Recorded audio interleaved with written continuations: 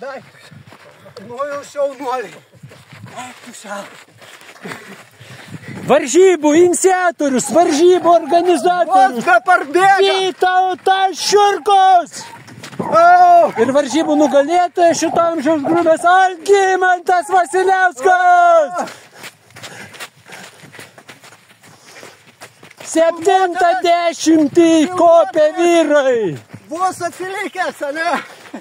70 kopė vyrai. 3 valandas be sustojimo. 29. Nu, bet jūs kitai va. Aš maniau, kad aukštikalnių šiemet su dviračiais biškai neatsiliksi nuo jūsų.